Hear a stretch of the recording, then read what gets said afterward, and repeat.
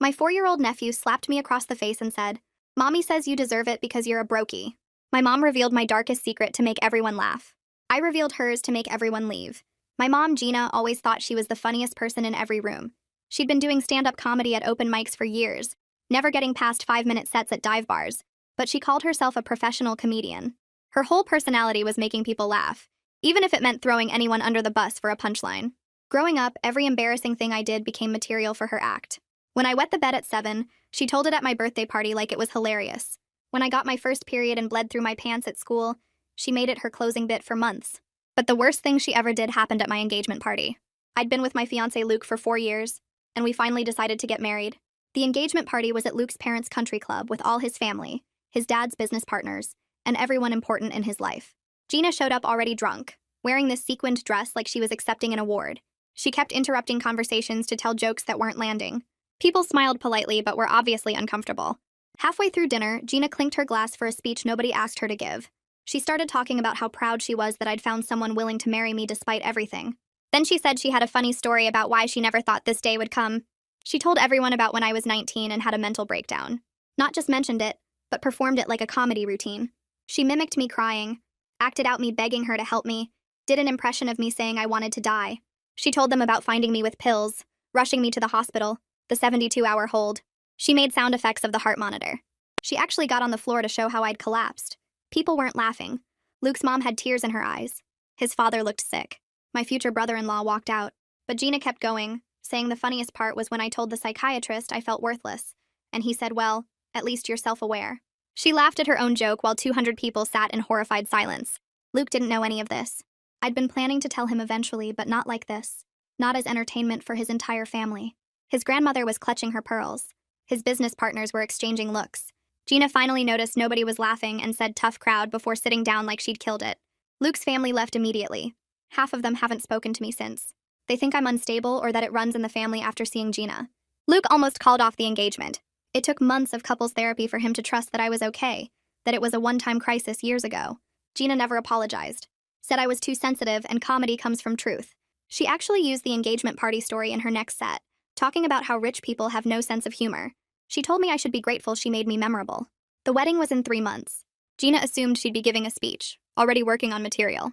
She kept asking for embarrassing stories about Luke to make it balanced. She bought a white sequined dress that looked like a wedding gown, said she needed to stand out in photos. I told her she wasn't giving a speech. She laughed and said I couldn't stop the mother of the bride from talking. That's when I decided Gina needed to learn what it felt like. The week before the wedding, I invited all her comedy friends to what she thought was my bachelorette party.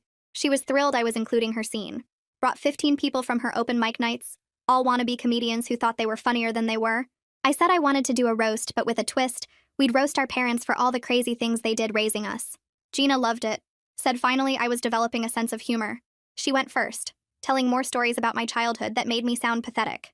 Other people told actually funny stories about their parents. Then it was my turn. I started with how my mom got pregnant with me at 17 by her married English teacher, Mr. Randolph. How she blackmailed him for money until his wife found out and he killed himself. How Gina kept the suicide note that mentioned her by name. The comedian stopped laughing. I continued about how Gina gave me vodka in my bottle to make me sleep through her parties. How she brought men home who would comment on how I was developing. How she told me to be nicer to them because they paid our rent. How she stole my college fund from my grandmother's inheritance and spent it on comedy classes she failed. I told them about her getting fired from 12 jobs for stealing. About her going to rehab 4 times but leaving when they wouldn't let her perform at group therapy. About her showing up to my high school drunk and the principal calling child services. About her telling the social worker I was lying for attention. The room was dead quiet. Gina tried to laugh it off, but I kept going. I told them about the time she showed up at my 8th grade talent show so drunk she fell off her chair, and how the other parents had to help her to the parking lot while I pretended I didn't know her. I described finding her passed out in our bathtub with a lit cigarette that burned a hole in the shower curtain. I mentioned the Christmas she sold my Nintendo for drug money and told me Santa wasn't real anymore because we were too poor. Ted stood up first, not looking at either of us, and walked toward the door without saying anything. Lucy stared at Gina with her mouth slightly open, the same way people look at car accidents they can't stop watching. Kira held her phone up the whole time, recording everything, and I could see the red light that meant it was still going. The vindication felt like electricity in my chest, hot and bright and powerful, but underneath it something cold was spreading through my stomach. I'd just destroyed my mother in front of everyone she knew, everyone who made up her whole social life, and the look on her face made me feel like I'd kicked a dog. She tried to laugh, that fake comedian laugh she used when jokes bombed, but her voice cracked halfway through and came out like a cough. Her face had gone white under her makeup, and I could see a vein pulsing in her neck. Gina opened her mouth and the word liar came out, but it sounded weak and desperate instead of angry. She said I was making things up for attention, that I always exaggerated everything, but her hands were shaking so hard she had to put down her drink. The other comedians were looking at each other, having silent conversations with their eyes, and I knew they were remembering all the times Gina had told stories about me. Greg cleared his throat and suggested we all take a break. Maybe get some air. His voice too loud in the quiet room. People started moving toward the door in this awkward shuffle, not talking, just the sound of chairs scraping and feet on the floor. Within 2 minutes, the room emptied until it was just me and Gina sitting across from each other at a table covered in empty glasses and wadded-up napkins. She looked at me with an expression I'd never seen on her face before, something that looked like actual fear instead of her usual confidence. She asked why I would do this to her, and her voice was small and old. I told her she did this to herself when she turned my suicide attempt into a comedy routine at my engagement party, in front of 200 people. The words came out flat and hard, and I watched her face crumple like paper. She started crying, but not the dramatic way she usually cried when she wanted something. This was different, uglier, with her makeup running in black streaks down her cheeks. She said I'd ruined her reputation in the comedy community, that these people were her only friends, that I'd taken away the one thing that made her feel like she mattered. I stood up while she was still talking and grabbed my jacket off the back of the chair. She kept saying my name, asking me to wait, to let her explain, but I walked out and left her sitting there alone. The hallway outside the private room felt too bright and too quiet, and I could still hear her crying through the door. I didn't feel as good about what I'd done as I thought I would. I just felt tired and mean, and like I'd swallowed something sharp. Luke called me 3 times that night, but I let it go to voicemail because I didn't know how to explain what I'd just done. I sat on my couch staring at my phone lighting up with his name, feeling my stomach twist tighter each time. When I finally listened to the messages the next morning, his voice sounded worried and confused, asking if I was okay and saying Gina had called him crying about me attacking her in public. The third message said his mom was asking questions and he didn't know what to tell her. I felt rage flood back into my chest because of course Gina had already called him. Of course she was spinning this to make herself the victim, just like she always did with everything. She'd probably told him I was cruel and unstable, that I'd humiliated her for no reason, that she was just trying to be a good mother. I threw my phone across the room and it hit the wall hard enough to leave a mark in the paint. I met Luke for coffee the next afternoon at the place near his office, arriving early and ordering something I didn't drink. He came in looking tired, with dark circles under his eyes like he hadn't slept much. We sat down at a corner table and I told him everything that happened at the fake bachelorette party before Gina could twist it any further. I described inviting her comedy friends, setting up the roast, waiting for my turn, and then laying out every horrible thing she'd ever done. Luke listened without interrupting, his coffee getting cold in front of him, his face getting more serious with each detail. When I finished, he was quiet for a long time, just looking at me with an expression I couldn't read. Then he asked if I felt better now that I'd heard her back, and the question hit me like a slap. I opened my mouth to say yes, but nothing came out because the truth was I didn't feel better at all. I felt sick, and angry and scared that I was turning into her, that I was becoming someone who hurts people and calls it justice. Luke said his parents were asking if we should postpone the wedding because they were worried about what kind of family drama would happen at the ceremony. Panic rose in my chest so fast it made my hands shake, because I'd spent months planning this wedding, picking out flowers and trying different cakes and arguing with the venue about table arrangements.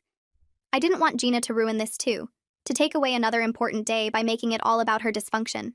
He told me his mother specifically said she couldn't handle another public spectacle like the engagement party, that she was still getting questions from relatives about what they'd witnessed. His dad thought maybe we should wait until things settled down, until my family situation was more stable. The word stable made me want to scream because my family had never been stable, would never be stable, and if we waited for that, we'd never get married at all. Gina showed up at my apartment 2 days later without calling first, and when I looked through the peephole, I almost didn't open the door.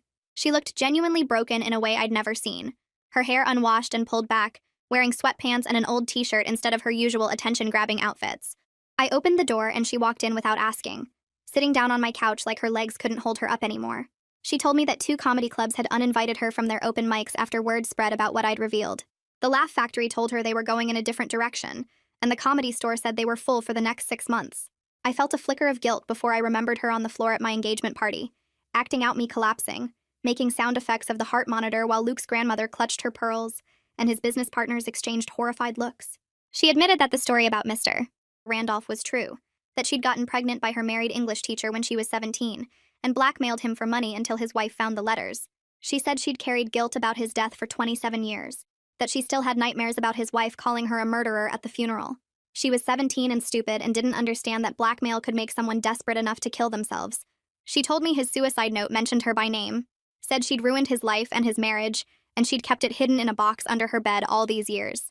I sat there shocked because Gina never admitted to anything, never took responsibility, never showed real remorse that wasn't just manipulation to get what she wanted. I didn't know if this was real honesty or just another performance, another way to make herself the victim of her own choices. Luke's parents invited both of us to dinner at their house to clear the air before the wedding, and I knew this was some kind of test. Gina promised she'd behave and apologize properly, that she understood how serious this was, but I didn't trust her to get through one meal without making everything about her somehow. Luke told me this dinner was important to his family, that his mother was really struggling with whether she could support our marriage given everything that had happened. I agreed to go because I didn't have a choice, but I spent the whole drive over feeling like I was going to throw up. Gina met me there, arriving in her beat-up car and wearing a plain black dress that looked like she was going to a funeral. We walked up to the house together without talking, and I could feel her shaking next to me. The dinner started awkward and got worse from there, with Luke's mother being coldly polite in that way rich people are when they hate you but have manners. His father barely spoke, just passed dishes and cut his food with precise movements that felt angry. Gina launched into an apology that started okay, but somehow turned into excuses about her difficult childhood and struggling as a single mother and never having any support. Luke's mother let her talk for maybe 2 minutes before cutting her off mid-sentence, saying that many people have hard lives without exploiting their children's trauma for attention and entertainment. The words hung in the air like smoke, and Gina's face went red and then white. Luke's father set down his fork and said he wanted to know if Gina planned to use his son's wedding as material too, if she'd already started working on jokes about their family. Requested Reds is on Spotify now. Check out link in the description or comments. The question was so direct and brutal that even I felt defensive of Gina for a second, before remembering that he was right to ask. Gina's mouth opened and closed, but nothing came out at first, and I watched her chest rise and fall in quick, shallow movements, like she couldn't get enough air. She grabbed the edge of the table with both hands, her knuckles turning white, and when she finally spoke, her voice came out small and broken in a way I'd never heard before. She said yes, she'd been a terrible mother, that she knew it even when she was doing it, but she couldn't stop herself because making people laugh was the only time she felt like she mattered at all. Luke's father leaned back in his chair and asked if she planned to use his son's wedding as material too, if she was already writing jokes about this dinner in her head right now. The question sat there in the middle of the table like a knife, and everyone looked at Gina waiting for her answer. She shook her head and tears started running down her face, actual real tears without the dramatic sobbing she usually did for effect. She promised she wouldn't give a speech at the wedding or make any jokes about our family, that she understood she'd already done enough damage. Luke's mother set down her wine glass with a sharp click and said that wasn't enough, that Gina needed to understand she was on thin ice with their entire family, and one more incident would mean she'd never be welcome around them again. I felt something weird twist in my chest, almost like I wanted to defend Gina even though she deserved everything they were saying to her. The words came out before I could stop them, that she was still my mother and she'd be at the wedding, and everyone turned to look at me with surprise on their faces, including Luke. His mother's eyebrows went up and his father frowned, and I could tell they thought I was making a mistake, but I couldn't take the words back now. Luke drove me home after dinner without saying much, just the sound of the car engine and the radio playing something low that I couldn't focus on. We pulled into my apartment parking lot and he turned off the car but didn't move to get out, just sat there staring at the steering wheel. He asked me if I actually wanted Gina at the wedding or if I was just doing this because I felt like I had to. I opened my mouth to answer but realized I didn't know what to say because I'd spent so long being angry at her that I hadn't thought about what I actually wanted. He turned to look at me and said it was okay to uninvite her if that's what I needed to feel safe on our wedding day, that his family would understand and support whatever choice I made. I told him I needed time to think about it, and he nodded, kissed me on the forehead, and said he'd call me tomorrow. I went inside and lay on my couch staring at the ceiling for hours, playing the dinner over and over in my head and trying to figure out what I felt underneath all the anger. 2 days passed where I barely left my apartment, just ordered food and sat with my phone in my hand staring at Gina's contact information. I thought about all the times she'd humiliated me, all the boundaries she'd crossed, all the ways she'd used my pain for her own benefit, but I also thought about what would happen at the wedding if she wasn't there, how everyone would ask where she was and why, how the whole day would become about her absence instead of about me and Luke starting our life together. I picked up my phone and called her before I could change my mind. She answered on the first ring like she'd been waiting, and I told her she could come to the wedding, but there would be strict boundaries. No speech, no jokes about me or our family, and if she drank too much, my cousin would escort her out without discussion. She agreed immediately without arguing or making excuses, and the fact that she didn't fight me on it actually worried me more than if she had. The wedding planner called me 3 days later while I was at work, and I could hear panic in her voice before she even explained why she was calling. She said Gina had contacted her directly asking about microphone access during the reception, wanting to know the technical setup and when would be the best time to use it. I felt rage flood through my body, so fast it made my hands shake, because Gina had literally promised me 2 days ago that she wouldn't give a speech. I left work early and drove straight to Gina's apartment, not even calling first because I knew if I gave her warning, she'd prepare some excuse. She opened the door in sweatpants with her hair a mess, and I pushed past her into the living room.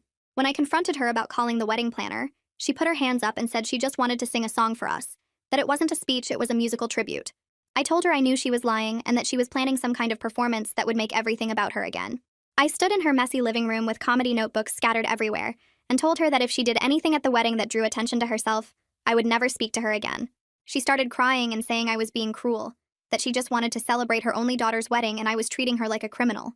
I didn't move or soften my voice, just stood there and told her that her celebrating had always meant humiliating me, and I wouldn't allow it this time. She sank down onto her couch and buried her face in her hands, and for a second I almost felt bad before remembering the engagement party and how she'd acted out my suicide attempt for laughs. I left without saying goodbye and drove to Luke's apartment to tell him what happened. Luke listened to everything and then suggested we hire security for the wedding specifically to manage Gina, and even though it sounded ridiculous, I knew it was necessary. His parents called him while I was there, and when he explained the situation, they offered to pay for security because they didn't trust Gina either after everything that had happened. I agreed because I realized I needed to protect my wedding day, even if it meant treating my own mother like a threat to my happiness.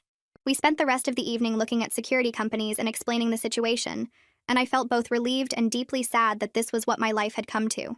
3 days before the wedding, I got a message on social media from Ted, one of Gina's comedy friends who'd been at the fake bachelorette party.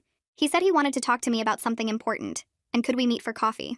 I almost ignored it, but something in the message made me curious, so I agreed to meet him at a place near my apartment.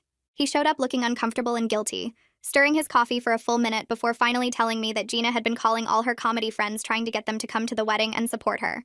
He said it seemed like she was planning something and he thought I should know, that he felt bad for not speaking up about her behavior before. I thanked him and left the coffee shop feeling my stomach drop, because I knew Gina was going to try something no matter how many boundaries I set. I drove straight to Gina's apartment again and didn't even wait for her to invite me in before I started confronting her about inviting her comedy friends to my wedding. She broke down completely this time. Not the fake crying she usually did, but real ugly sobbing that made her whole body shake. She admitted she couldn't handle being alone at an event where everyone judged her, that she knew she'd ruined our relationship, but she was still my mother, and she was terrified of being completely cut off from my life. I stood there watching her fall apart and felt uncomfortable because it was easier to hate her when she was just being awful, but this vulnerability made everything more complicated. She said she didn't know how to be at my wedding without her friends there as a buffer, that she was scared of facing Luke's family alone after everything she'd done. Luke and I had an emergency session with our therapist the next day, and I admitted I was scared of becoming like Gina, someone who hurts people and then justifies it. The therapist helped me see that recognizing this fear meant I was different from Gina, because Gina never questioned whether her actions were wrong or thought about how they affected other people. Luke reached over and took my hand, told me he loved me and trusted me, but he needed to know I wouldn't use his vulnerabilities against him the way Gina had used mine. I promised him I wouldn't, and meant it, but I also knew I'd already crossed a line by exposing Gina's secrets at the fake bachelorette party, and I had to figure out how to be better than that. We left the session with a plan for the wedding and boundaries for Gina, but I still felt uneasy about everything that could go wrong. I spent the night before the wedding sitting at my kitchen table with a blank piece of paper in front of me. Luke was at his parents' house for some pre-wedding tradition his family did, so I had the apartment to myself. I picked up the pen and put it down 3 times before I finally started writing. The letter came out messy and honest in a way I couldn't manage face-to-face with Gina. I told her she could come to the wedding and bring one person from her comedy friends, someone who would help keep her grounded instead of encouraging her to perform. I wrote that our relationship was broken and I didn't know if it could be fixed, but I was willing to try if she could respect real boundaries this time. I explained that I needed space to build my marriage without constantly worrying about being turned into material for her next set. The last paragraph was the hardest because I had to admit that some part of me still wanted a mother, even if Gina could never be the kind I needed. I sealed the envelope and left it on the counter, planning to drop it at her apartment in the morning. I barely slept that night, kept seeing her face at the fake bachelorette party when I exposed all her secrets. I wondered if I'd gone too far, or if she'd finally understand what it felt like to be humiliated in front of people you cared about. The morning of the wedding, I was standing in my bathroom trying to fix my makeup when someone knocked on my apartment door. Luke wasn't supposed to pick me up for another 2 hours, and the wedding planner had my schedule down to the minute. I opened the door and found Gina standing there with my letter in her hand, her eyes red but not in her usual dramatic way. She looked smaller somehow, like she'd been deflated. She asked if she could come in, and I almost said no, but I stepped aside and let her walk past me into the living room. She sat on my couch and held up the letter, her hands shaking slightly. She told me she'd read it 4 times and she understood what I was saying, that she'd spent her whole life using comedy to avoid dealing with real feelings. Her voice cracked when she said she was going to start actual therapy, Not the kind where she performed for the therapist or turned her sessions into bits. She said she didn't expect me to forgive her or trust her, but she wanted to try to be better, even if it was too late for us to have a normal mother-daughter relationship. I stood there by the door not knowing what to say because this was the first time Gina had ever apologized without making excuses or turning it into a joke. She wiped her eyes with the back of her hand and said she was proud of me for setting boundaries, that she wished someone had taught her how to do that when she was young. I told her she needed to leave so I could finish getting ready, and she nodded and walked to the door. Before she left, she turned and said she'd be sitting quietly in the third row with Lucy, who'd agreed to be her support person for the day. The wedding ceremony happened at a garden venue Luke's parents had picked out, with white chairs set up in rows facing an arch covered in flowers. I stood in the bridal suite with my bridesmaids while the coordinator gave everyone their cues, my stomach doing flips every time I thought about Gina sitting out there in the audience. Luke's mother had barely spoken to me during the rehearsal dinner, and his father kept giving me these worried looks like he expected chaos to break out at any moment. The music started, and I walked down the aisle focusing on Luke's face instead of looking at the guests. Gina sat in the third row exactly where she said she'd be, wearing a simple blue dress instead of the white sequined thing she'd bought months ago. Lucy sat next to her with her hand on Gina's arm, and Gina's face was wet with tears, but she stayed completely still and quiet. The ceremony was beautiful in a way I hadn't let myself hope for, with Luke saying his vows and me saying mine without any interruptions or performances. At the reception, I watched Gina from across the room as she approached Luke's parents at their table. I couldn't hear what she was saying, but I saw her talking without any of her usual animated gestures or attempts at humor. Luke's mother's face stayed cold and tight, but she nodded when Gina finished and said something brief in response. Luke's father shook Gina's hand in a formal way that made it clear they weren't suddenly friends, but at least they were being civil. I felt something loosen in my chest. Not forgiveness exactly, but maybe the beginning of being able to breathe without constantly waiting for the next disaster. 6 weeks after the wedding, Gina and I started meeting for coffee every Thursday morning at a place halfway between our apartments. The first few meetings were awkward and stilted, with both of us being too careful about what we said. I'd made a list of topics that were off limits, things she couldn't ask about or turn into comedy material, and she actually followed the rules without complaining. She told me about her therapy sessions in a real way, not performing or exaggerating for effect, just talking about what she was learning about herself. She admitted her therapist had pointed out that she'd used comedy as a weapon to keep people at a distance, that if she made them laugh or shocked them first, she didn't have to risk real connection. I listened and didn't offer forgiveness or reassurance, just let her talk and process without making it about me. She asked about the wedding, and I told her the parts that felt safe to share, and she didn't interrupt or make jokes. Our relationship would never be normal or easy. The damage was too deep and went back too far. But I was learning that protecting myself didn't mean I had to completely destroy her, that I could have boundaries without needing revenge.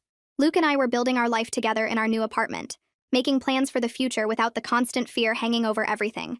I still flinched sometimes when my phone rang and I saw Gina's name, still worried she'd slip back into her old patterns. But for now, having coffee once a week with clear rules felt manageable, and that was enough. I was finally free from waking up every day wondering when I'd become her next punchline, and that freedom was worth more than any apology she could give me. All right, that's the story. I'm really glad you stuck around because this stuff feels better when it's shared. Hope you leave this one feeling a little lighter.